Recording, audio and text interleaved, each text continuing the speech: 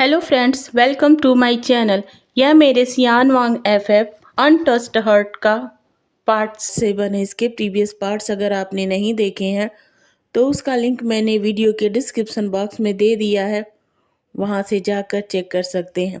Friends, video शुरू करने से पहले मैं आप लोगों से कहना चाहती हूँ कि अगर आपको मेरी वीडियो पसंद आए तो प्लीज़ इसे लाइक करिएगा, शेयर करिएगा और अपने कमेंट देना मत भूलिएगा। साथ ही साथ मेरे चैनल को सब्सक्राइब करना भी मत भूलिएगा। ओके फ्रेंड्स, तो चलिए अब हम अपनी स्टोरी लाइन पर आते हैं। प्रीवियस पार्ट में आपने देखा था कि विंग और वांग जी के बीच की बॉन्डिंग अच्छी होने लगती है। तो चलिए अब हम अपनी स्टोरी कंटिन्यू करते हैं। वांग जी और विंग एक दूसरे को देखकर हंस रहे थे। तभी विंग ने अपना पाउटी लिप्स बनाकर कहा, वांग जी, क्या मैं इतना ज़्यादा बुरा लग रहा हूँ? नहीं तो, मैंने कब कहा आप बुरे लग रहे हो? वांग जी ने हंसकर कहा, आप तो बहुत अच्छे लग रहे हो। विंग ने कहा, तो फिर ठीक है, अगर मैं तुम्हें अच्छा लग रहा हूँ तो मैं ज़रूर अच्छा लग रहा हूँ। फिर वह वहीं से एक रैबिट को उठाता है और उसे सहलाने लगता है। वांग जी विंग को देख रहा था। इस वक्त विंग की स्माइल बहुत ही प्यारी लग रही थी, जिसे देखकर वांग जी के चेहरे पर भी एक छोटी सी स्माइल आ गई। वह धीरे से विंग के पास आता है और विंग के बालों को सही करने लगता है। विंग अचानक से अपने बालों में जब वांग जी की उंगलियों को फील करता है तो वह बड़े आश्चर्य के साथ वांग जी को देखने लगता है। ये क्या कर रहे हो तुम? विंग ने कहा। क्या कर रहूँगा, देख नहीं रहे हैं, मैं आपके बालों को ठीक कर रहा हूँ। वांग जी ने विंग के बालों को सेट करते हुए कहा। क्या कहा अभी तुमने मुझे? विंग ने वांग जी को घूर कर देखा। वांग जी ने थोड़ा डरते हुए कहा, मैंने कहा, मैंने आपको गगा बुलाया है। क्या आप नाराज हो गए हो? अगर ऐसा है तो मैं आपको हस्बैंड ही कहूँगा, गगा नहीं। पर मुझे आप मेरे सिचेनगा की याद दिलाते हो। वांग जी ने बहुत ही मासूमियत के साथ विंग से कहा। वांग जी की बातें सुनकर विंग का दिल मानो पिघल सा गया और एक अजीब सी फीलिंग उसके अंदर चलने लगी। उसने मुस्कुराते हुए कहा, मुझे बहुत अच्छा लग रहा है, आज से तुम मुझे गगा ही कहना। विंग ने भी बड़े प्यार से वांग जी के सर पर अपना हाथ फेरते हुए कहा। वांग जी ने विंग का हाथ पकड़ा, जो कि विंग के लिए अनएक्सपेक्टेड था। विंग ने कहा, क्या हुआ वांग जी? वांग जी ने अपनी उंगली को एक तरफ पॉइंटेड कर दी। विंग भी उधर ही देखने लगा जिधर से मिस्टर मो और वेन रोहान आ रहे थे। विंग ने मिस्टर मो को देखा तो उन्हें बू किया। फिर उसने वेन रोहान को देखा और बिना किसी एक्सप्रेशन को अपने चेहरे पर लाए उन्हें भी बू किया। वांग जी ने भी ऐसा किया। मिस्टर मो ने कहा, मिस्टर विभूसियान, लगता है आप हमारे लिटिल मास्टर का अच्छे से ख्याल रख रहे हैं। ऐसा कहते हुए मिस्टर मो की नज़र वांग जी के हाथों पर गई थी, जो इस वक्त विंग की कलाई को पकड़े हुए थी। विंग ने छोटी सी स्माइल की। वांग जी, क्या आपको आपके हस्बैंड की कोई कंप्लेंट करनी है? मिस्टर मो ने वांग जी की तरफ देखते हुए कहा। नहीं, बिल्कुल नहीं, मेरे हस्बैंड तो बहुत अच्छे हैं, वो मेरा बहुत अच्छे से ख्याल रखते हैं। वांग जी ने थोड़ा सा स्माइल करते हुए कहा। मिस्टर मो ने विंग की तरफ देखते हुए कहा, हमें आपसे यही उम्मीद थी, अब आप इनसे मिलिए। मिस्टर मो ने एक पर्सन की तरफ इशारा करते हुए कहा, जिसके पीछे 5 और लोग खड़े थे। उन्होंने आगे कहा, ये आज से इस मेंशन में रहेंगे, ये वांग जी और आपके बॉडीगार्ड हैं। मगर मुझे कोई बॉडीगार्ड नहीं चाहिए, विंग ने कहा। पर लैंड के हायर वांग जी को तो ये चाहिए ना। वेन रोहान की आवाज आई। विंग चुप हो गया। वह वेन रोहान से इस वक्त उलझना नहीं चाहता था। मिस्टर मो ने उस पर्सन की तरफ इशारा किया और कहा, ये है मिस्टर सु यांग और उनकी स्पेशल टीम, जो आज से वांग जी की हिफाजत करेंगे। यह मिस्टर लैन खुरैन का ऑर्डर है। विंग ने अपना सर हिला दिया। तभी वांग जी ने धीरे से कहा, अंकल कब आएंगे? वो जल्द ही आएंगे, मिस्टर मो ने मुस्कुराकर कहा। अब हम यहाँ से चलते हैं। यंग मास्टर, आप अपना ख्याल रखिएगा। मिस्टर विवुसियान, आपको अपना वादा याद है ना? आप अपने हस्बैंड का अच्छे से ध्यान रखिएगा।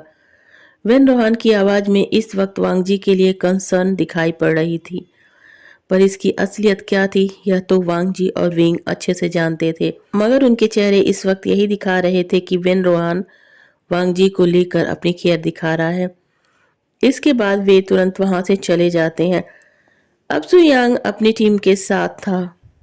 विंग सुयांग की तरफ देखता है और इस वक्त उसकी नजरें सुयांग को स्कैन कर रही थी। उसकी आंखें इस वक्त बहुत डार्क लग रही थी और उससे एक खतरनाक वाइब आ रही थी। उसने कहा, तुम मेरे वांगजी के बॉडीगार्ड हो, अच्छी बात है, मगर एक बात अच्छे से समझ लेना, उसे जरा सा भी हर्ट हुआ ना तो मैं ये भूल जाऊंगा कि तुम्हें किसने हायर किया है। यह कहकर वांगजी सुयांग की नजरों में घूरता हुआ देख रहा था। उसका ऐसा ऑरा देख सुयांग उसके गार्ड्स के साथ वांगजी भी थोड़ा सा सहम गया था। सुयांग की तो इतनी भी हिम्मत नहीं हो रही थी कि वह वांगजी की तरफ देखे। विंग वांगजी का हाथ पकड़ता है और उसे एक प्रोटेक्टिव अल्फा की तरह वहां से लेकर चला जाता है और सुयांग जो विंग का ऐसा रूप देखकर हक्का बक्का रह जाता है। विंग के जाने के बाद जब एक गार्ड ने उसके कंधे पर हाथ रखते हुए कहा, सर, तब जाकर कहीं सुयांग अपने होश में आया। उसने बड़बड़ाते हुए कहा, ये क्या था, मैंने तो विभूसियान को हल्के में ले लिया है, अब आएगा मजा डियर वांग जी। तुम्हें तो बिल्कुल तुम्हारे जैसा ही पार्टनर मिला है वांग जी। देखता हूँ इसे तुम कैसे हैंडल करते हो। आज तक जितने भी अल्फा आए हैं तुम्हारी लाइफ में, चाहे वो मेल हो या फीमेल, किसी को भी तुमने अपने करीब फटकने तक नहीं दिया। मगर इस अल्फा का क्या करोगे वांग जी, जो अनफॉर्चुनेटली तुम्हारा हस्बैंड भी है। सुयांग ने गहरी सांस ली और कहा, चलो अब अंदर चलकर देखते हैं कि क्या हो रहा है। सुयांग अपने गार्ड्स के साथ अंदर आता है और हिडन एरियाज में अपने गार्ड्स को खड़ा कर देता है मेंसन की निगरानी के लिए। मेंसन में सुयांग जैसे ही आता है वह हैरान हो जाता है क्योंकि लिविंग एरिया में पड़े काउच पर वांग जी ड्राइंग बना रहा था। उसे यह जानकर हंसी आ रही थी कि रंगों से दूर भागने वाला वांग जी आज कैसे रंगों से खेल रहा है। तभी उसे याद आया, ओह, ये तो 7 साल का अडल्ट वांग जी है ना। वह हंसने लगा। उसके चेहरे पर एक स्माइल आ गई। वांग जी की ड्राइंग शुरू से ही वीक थी, वह अच्छे से जानता था, मगर इस तरह से उसे रंगों से लड़ता हुआ देखकर हंसना चाहता था। वह कहना चाहता था कि अगर तुमने अपने प्रोजेक्ट खुद बनाए होते ना वांग जी, तो आज तुम्हारा ये हाल बिल्कुल ना होता और आज तो मैं तुम्हारी मदद भी नहीं कर सकता हूँ। तभी सुयांग के कानों में एक आवाज आती है, क्या हुआ, क्या हुआ, तुम क्या बनाने की कोशिश कर रहे हो वांग जी। और सुयांग एक बार फिर से सरप्राइज हो गया। विंग की इतनी ज्यादा सॉफ्ट आवाज को सुनकर उसे यकीन ही नहीं हो रहा था कि कुछ समय पहले तक जिस पर्सन का इतना खतरनाक ऑरा था वो वांग जी के साथ कितना स्वीट है। ठीक वैसे ही जैसे वांग जी भी दूसरों के सामने रूड, एरोगेंट एंड डेंजरस था। जिनसे वो प्यार करता था और जो उसके दिल के करीब होते थे, वह उनके लिए कुछ भी कर सकता था और सुयांग भी उनमें से एक था। वांग जी ने कहा, गा, मैं तो ये फेस कलर करना चाहता था मगर हो ही नहीं रहा है। विंग ने एक बार फिर वांग जी के हेयर को अपने हाथों से सहलाते हुए कहा, लाओ मैं बताता हूँ कैसे होगा। वांग जी ने अपने कलर को विंग के सामने रख दिया।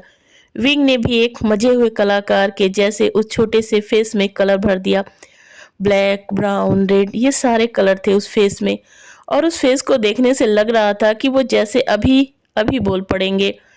वांग जी बहुत ज्यादा शौक हो गया था उसे देखकर। वांग जी भले ही आर्ट नहीं कर पाता था मगर उसके पास एक बहुत ही शानदार लग्जरियस गैलरी थी जिसमें वो उन आर्टिस्ट को मौका देता था जो लोग पैसे की कमी की वजह से अपने आर्ट्स को किसी के सामने नहीं ला पाते थे, जिनकी इकोनॉमिक कंडीशन बहुत ही वीक होती थी या ना के बराबर होती थी। वांग जी आर्टिस्ट की बहुत कद्र करता था और वांग जी की एग्जीबिशन गैलरी भी आर्टिस्ट को सपोर्ट करती थी। वांग जी ने कई सारी पेंटिंग्स देखी थी अपनी गैलरी में और उनकी बारीकियों को जाना था और उसी की बिना पर वह कह सकता था कि एक बच्चे की ड्राइंग शीट पर बना ये फेस कितना ज्यादा खूबसूरत था और कितनी कीमती हो सकती थी। उसने विंग की तरफ देखा जो कलर को साफ कर रहा था जिसे टेबल पर वांग जी ने इधर उधर बिखेर रखा था। तभी सुयांग ने भी वांग जी की तरफ देखा। उसने देखा कि वांग जी के चेहरे पर के एक्सप्रेशंस चेंज हो रहे हैं। अब वह कहीं ज्यादा सिंसियर नजर आ रहा है। वांग जी जैसे ही विंग से कुछ बोलने वाला था, सुयांग ने वांग जी की तरफ देखा और कहा, सर। सुयांग की आवाज जब वांग जी के कानों में जाती है तो वांग जी उसकी तरफ देखता है। वांग जी और विभूसियान दोनों कुछ समझ पाते कि सुयांग ने सर किसको बोला है। इससे पहले ही सुयांग ने विंग से कहा, दीजिए सर, मैं ये सही कर देता हूँ, आपको करने की जरूरत नहीं है। करने की जरूरत नहीं है सर मैं कर देता हूँ। सुयांग को इस तरीके से हड़बड़ाता देख वांगजी समझ गया था कि कोई बात तो जरूर है जो सुयांग ने इस तरीके से रिएक्ट किया है। विंग ने अपनी कोल्ड आवाज में कहा, कोई जरूरत नहीं है, मैं अपना काम खुद करना पसंद करता हूँ और वांगजी का काम मेरा काम है, तो तुम्हें इसमें पढ़ने की जरूरत नहीं है। और तुम, क्या तुम्हारा ध्यान इस तरीके के कामों में है तो सर्वेंट बन जाओ, बॉडीगार्ड क्यों बने हो? और अगर बॉडीगार्ड हो तो वही काम करो, मुझे मेरे वांगजी की सिक्योरिटी में कोई कमी नहीं चाहिए। और वांगजी की तरफ देखते हुए स्माइल करता है और कहता है, वांगजी चलो हम डिनर करते हैं। और वांगजी का हाथ पकड़कर उसे डिनर टेबल की तरफ लेकर चल पड़ता है। सुयांग हक्का बक्का वहीं खड़ा रह जाता है। उसे यकीन ही नहीं हो रहा था कि वांगजी के सामने सुयांग को कोई इस तरीके से डांट सकता है। जब से वो फ्रेंड बने हैं करीब 10 साल की एज से, किसी की भी हिम्मत नहीं होती थी कि सुयांग को कुछ कहे, मगर ये क्या, आज उसका बेस्ट फ्रेंड खड़ा है और ये पर्सन उसे डांट रहा है। सुयांग यही सोचता हुआ सामने की तरफ वांगजी और विंग को जाता हुआ देख रहा था। तभी वांगजी मुड़कर सुयांग की तरफ अपनी पपी आइज से देखता है, मानो वो कह रहा था, सॉरी सुयांग, मैं कुछ नहीं कर सकता तुम्हारे लिए। और सुयांग तो वांगजी को बस घूरता ही रह जाता है। थोड़ी ही देर में वांगजी और सुयांग डिनर कर रहे थे और विंग बड़े प्यार से वांगजी को खिला रहा था। वांगजी भी विंग के हाथों से खाता हुआ चेहरे से ये दिखा रहा था कि वो बहुत खुश है, बहुत। अब यह बात कि वांगजी दिखा रहा है या सच में वह बहुत खुश है, वांगजी जाने, मगर सुयांग तो इन सारे सीन्स को अपने माइंड में प्रोसेस करने में लगा था। सोच रहा था, ये सुबह से वांगजी क्या किए जा रहा है? क्या वह विवू सियान को सच में अपना हस्बैंड मान लिया है? और वो इतना ज्यादा फ्रेंडली बिहेव कैसे कर सकता है? और वो भी एक अल्फा के साथ। माना इस वक्त तो छोटे से बच्चे की एक्टिंग कर रहा है, मगर उसे चेहरे की खुशी जेन्युइन लग रही है। क्या उसे पता है कि वह इस वक्त किस तरह लग रहा है? ठीक मुझे वैसे ही दिख रहा है जैसे कि प्यार में पड़ा हुआ पर्सन। मुझे तो बात करनी पड़ेगी इस बारे में, मगर मैं अभी नहीं कर सकता हूँ। अभी तो मुझे कल सुबह तक का इंतजार करना पड़ेगा, जब तक कि विवू सियान अपने वर्क पर ना चला जाए। यांग यही सब जब सोच विचार रहा था तो वेंग ने कहा, मिस्टर बॉडीगार्ड, हम रूम में जा रहे हैं और वहां आपको आने की जरूरत नहीं है। और मार्था की तरफ देखते हुए कहता है, आंट प्लीज इस बॉडीगार्ड पर अपनी नजर बनाए रखिएगा, मुझे इस पर बिल्कुल विश्वास नहीं है। मार्था जो काफी देर से इन तीनों पर ही नजर रख रही थी और उसकी हरकतें नोटिस कर रही थी, कहती है, सर आप निश्चिंत होकर जाइए, मैं पहले की ही तरह यंग मास्टर का ख्याल रखूंगी, किसी के आने पर भी मेरी जिम्मेदारी कम नहीं होगी। विंग ने मुस्कुराते हुए कहा, मैं अच्छे से जानता हूँ आंट, मगर मैं भी अपनी जिम्मेदारी निभा रहा था। कहता हुआ वह वांगजी का हाथ पकड़कर अपने रूम में की तरफ बढ़ जाता है। मार्था सुयांग के पास आकर खड़ी हो जाती है और कहती है, यांग क्या हुआ, तुम क्या देख रहे हो? सुयांग ने सीरियस होते हुए कहा, आंट क्या आपको नहीं लग रहा है कि वांगजी एक्टिंग करता हुआ कहीं सच में उसे अपना हस्बैंड ना मान ले?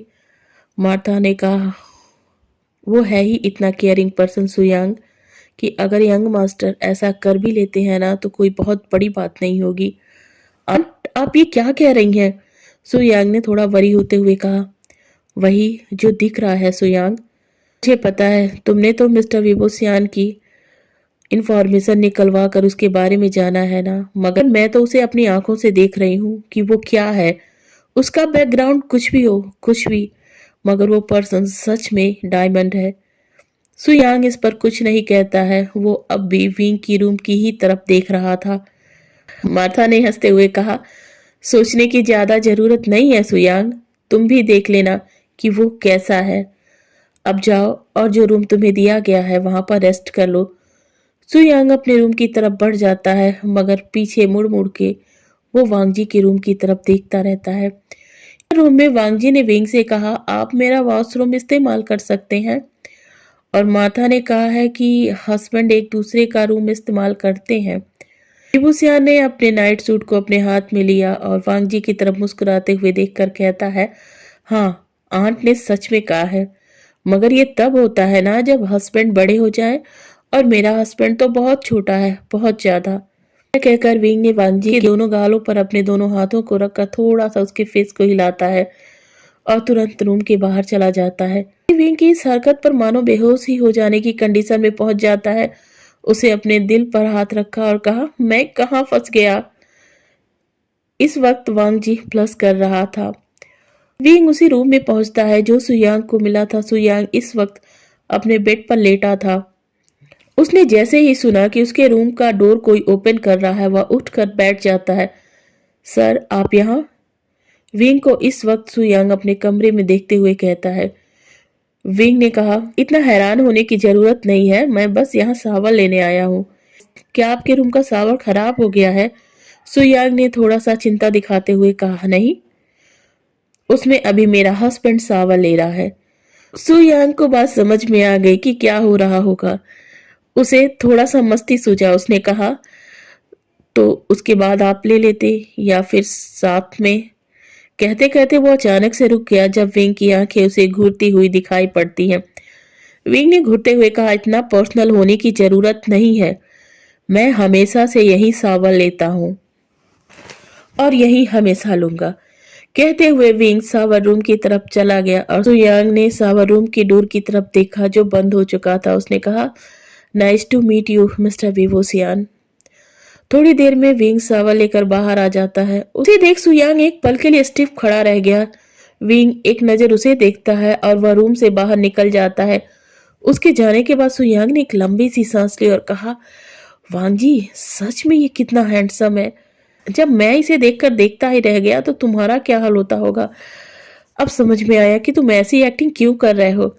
भले ही तुम सिंगल रहना चाहते थे, मगर लगता है तुम्हारा ये सो कॉल्ड हस्बैंड ऐसा होने ही नहीं देगा। और सुयांग हंसने लगता है। इधर वांग जी अपने रूम में विंग का बेसब्री से इंतजार कर रहा था। विंग आता है और वांग जी के बालों से खेलता हुआ कहता है, क्या हो रहा है, तुम अभी टहल क्यों रहे हो? तुम्हें तो सो जाना चाहिए था ना। वांग जी ने कहा, मैं आपका वेट कर रहा था गगा। विंग ने कहा, तो अब मैं आ गया हूँ, चलो चलकर सोते हैं।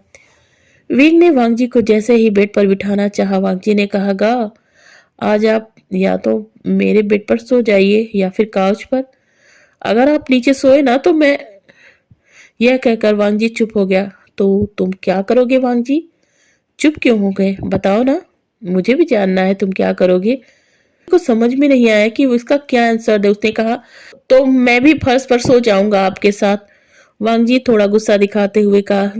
विंग वांग जी की बात सुनकर उसकी तरफ हैरान नजरों से देखने लगा। वांग जी ने कहा, ऐसे क्यों देख रहे होगा आप, मैंने जो कहा है मैं वही करूंगा। विंग ने कहा, ठीक है, मैं काउच पर सो जाऊंगा। अगर गा आप मुझसे थोड़े से बड़े हो तो आप बेड पर सो जाओ ना। विंग ने जब ये सुना तो उसके होठों पर छोटी सी स्माइल आ गई और उसकी आंखों में थोड़ी सी नमी। जब ये सुना तो अचानक से उसका चेहरा थोड़ा सा उदास हो गया। उसके होठों पर एक छोटी सी स्माइल आ गई, मगर ये स्माइल उसके अंदर किसी दर्द को बयां कर रही थी और उसकी आंखें थोड़ी सी नम हो गई। उसके मुंह से अचानक ही निकल गया, वो मेरी जगह नहीं है वांग जी। अगर मैं वहां पर सो गया तो वह डर्टी हो जाएगा, वह तुम्हारे लायक बिल्कुल नहीं रहेगा। विंग ने बेख्याली में यह वांग जी से बोल दिया था, मगर दूसरे ही पल जब उसे होश आया कि वह क्या बोल गया, उसने हंसते हुए कहा, वांग जी, मैं भी क्या कहना चाहता था और क्या निकल गया। मेरे कहने का मतलब है कि तुम मैं मेरे कहने का मतलब है ना कि मैं तुम्हारी तरह टॉस एंड टर्न नहीं होता हूँ। तो मैं बस काउच पर ही ठीक हूँ। देखो, मैंने अब तुम्हारी बात मान ली है तो तुम भी मेरी बात मान लो और चलो अब सो जाते हैं। और वह वांग जी को पकड़कर बेड पर लिटाने लगता है। वांग जी, जो विंग की उदासी को पढ़ चुका था, वह विंग से पूछना चाहता था कि विंग ने ऐसा क्यों कहा, मगर उसकी हिम्मत ही नहीं हुई। विंग वांग जी को ब्लैंकेट से कवर करता है और इन सब को करते हुए वह बिल्कुल वांग जी की तरफ नहीं देखता है। वह अपनी नजरें वांग जी से चुरा रहा था और तुरंत अपने काउच पर आकर सो जाता है। रूम की लाइट ऑफ थी। वांग जी और विंग अपने ख्यालों में खोए हुए थे। नींद दोनों की आंखों से कोसों दूर थी। विंग ने अपने मन में सोच रहा था कि मेरी किस्मत भी कैसी है, मेरे सामने मेरा हस्बैंड है, इस दुनिया का सबसे ब्यूटीफुल ओमेगा, मगर मैं उसके पास नहीं जा सकता हूँ। अब तक ना जाने कितने ओमेगाज आए हैं, किसके साथ मैंने बेड शेयर किए हैं, मुझे तो याद ही नहीं है, मगर मैं अपने ओमेगा के बेड पर नहीं जा सकता हूँ सिर्फ ये सोच के कि कहीं वो डर्टी ना हो जाए। कितना बदकिस्मत हूँ मैं। यह सोचने के साथ ही उसकी आंखों से आंसुओं की कुछ बूंदें लुढ़क गई और इस वक्त वांगजी के चेहरे पर एक छोटी सी स्माइल थी। इस वक्त उसने खुद से कहा, वेन रोहान ने भले ही हमारी लैंड फैमिली और लैंड इंडस्ट्री को काफी नुकसान पहुंचाया हो, मगर उसने एक काम तो मेरे लिए बिल्कुल ही अच्छा किया है, मुझे बीबू सियान जैसा हस्बैंड देकर। मुझे नहीं पता कि हमारा रिश्ता आगे क्या मोड़ लेगा, मगर बीबू सियान हस्बैंड रहे ना रहे, मगर मेरी लाइफ में हमेशा रहेगा, हमेशा। जितना वो मेरी केयर कर रहे हैं ना, मैं भी उनके प्यार को उन्हें एक दिन जरूर रिटर्न करूंगा। और इसी सोच के साथ अपनी आंखें बंद कर लेता है। सुबह विंग जैसे ही तैयार होकर अपने वर्क के लिए निकलता है, उसकी नजर सुयांग पर पड़ती है। वह सुयांग को देखता है और उसकी तरफ बढ़ जाता है। सुयांग अपनी तरफ विंग को आता हुआ देखकर थोड़ा सा नर्वस फील करने लगता है। ये बात वांगजी, जो कि वहीं थोड़ी दूरी पर बैठा मार्था से बातें कर रहा था, नोटिस कर लेता है और अपने मन में कहता है, ये सुयांग इतना नर्वस क्यों लग रहा है। वह सुयांग की तरफ आने ही वाला था कि विंग सुयांग और वांगजी के बीच में खड़ा था। विंग ने सुयांग को घूरते हुए कहा, मैं जा रहा हूँ, शाम को आऊंगा और तब तक वांगजी को बिल्कुल परेशान मत करना। और वांगजी की तरफ देखता है जो अब ठीक उनके पीछे खड़ा था। वांगजी, तुम यहाँ क्यों हो? और जाओ अपने रूम में जाकर रेस्ट करो, मैं शाम को जल्दी आ जाऊंगा। और एक बार फिर वांगजी के बालों को सहलाता हुआ वहां से निकल जाता है। उसके जाने के बाद वांगजी तुरंत ही सुयांग की तरफ देखता है और कहता है, ऐसे क्यों घूर रहे हो मुझे सुयांग? सुयांग ने धीमी आवाज में कहा, यहाँ नहीं, पहले अपने रूम में चलो, मुझे तुमसे बातें करनी है। मार्था ने तब तक सारे सर्वेंट्स को अपने पास बुला लिया था। थोड़ी ही देर में वांगजी अपने रूम में बैठा था और सुयांग उसके सामने खड़ा हो गया था। सुयांग ने कहा, वांगजी क्या हो रहा है आजकल? वांगजी समझ गया कि सुयांग किस बारे में बातें कर रहा है। उसने सुयांग को घूरते हुए कहा, किस बारे में? किस बारे में? अब मैं भी यह तुम्हें बताऊं? सुयांग ने कहा, बस मैं उसका साथ दे रहा हूँ सुयांग, और कुछ नहीं। वह मुझे एक बच्चे की तरह ट्रीट करता है तो मैं भी उसके सामने बच्चा ही बन जाता हूँ, इससे ज्यादा कुछ नहीं है सुयांग। सुयांग ने थोड़ा सा मुंह बनाते हुए कहा, हाँ दिख रहा है मुझे, पर क्या मैं तुमसे कुछ बेहद पर्सनल सवाल पूछ सकता हूँ? वांगजी ने सुयांग को घूरते हुए कहा, बेहद पर्सनल क्या होता है? सुयांग ने हंसते हुए कहा, वो मैं अपनी बात पर थोड़ा सा जोर देकर कह रहा था, शायद मेरा ये पूछना तुम्हें पसंद ना आए। ठीक है पूछो, तुम्हें पता है ना कि तुम कुछ भी पूछ सकते हो, वांगजी ने कहा। तुम बीबूसियान के साथ क्या बस इसीलिए इस तरीके का बिहेव करते हो कि वह तुम्हें बच्चे की तरह ट्रीट करता है, या फिर तुम्हारे दिल ऐसा चाहता है? वांगजी इस वक्त सीरियस था। उसने कहा, पता नहीं सुयांग मैं क्या चाहता हूँ, मगर मुझे उसका साथ सेफ फील कराता है। तुम तो जानते हो ना, मेरी लाइफ में बहुत सारे अल्फाज थे, मैंने कभी किसी के साथ कंफर्टेबल फील नहीं किया था सिवाय तुम्हारे या गगा के, मगर विभूसियान के साथ भी मैं कंफर्टेबल हो जाता हूँ। वो मैं भी नहीं जानता क्यों। कहीं तुम्हें उससे। सुयांग आगे कुछ बोलने ही वाला था, वांगी ने घूर कर सुयांग की तरफ देखा और कहा, बिल्कुल नहीं, समझे ना तुम?